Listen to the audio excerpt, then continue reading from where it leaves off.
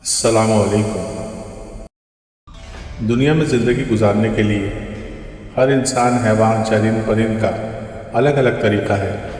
ابابیل پرندہ جس کا ذکر قرآن کریم میں بھی ہے اور جس سے کئی کہانیاں بھی منسلک ہیں۔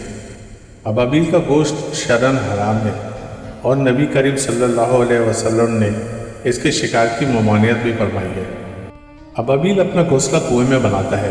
اس کے پاس اپنے بچوں کی عملی تربیت کے لیے نہ کوئی جگہ ہے، نہ سہولت، اور نہ ہی کچی تربیت کے ساتھ بچوں کو اڑنے کا کہہ سکتی ہے، کیونکہ پہلی اڑان میں ناکامی کا مطلب کنویں کے پانی میں ڈوب کر دردناک موت ہے۔ دوسرے موقع کے امکانات صفر ہیں۔ آج تک کسی نے ابابیل کے کسی مرے ہوئے بچے کو کنویں میں نہیں دیکھا ہوگا۔ بچوں کے حصے کی تربیت بھی ابابیل ماں اپنی ذات پر کرتی ہے۔ بچوں سے پہلے اگر وہ دن میں 25 بار اڑانے بھرتی تھی تو بچے انڈوں سے نکلنے کے بعد وہ 75 اڑانے لیتی ہے۔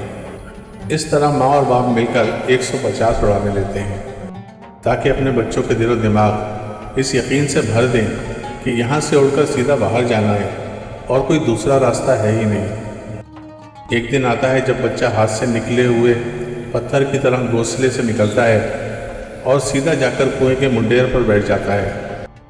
بالکل اسی طرح ہماری اولاد ہمارے یقین میں سے اپنا حصہ پاتی ہے۔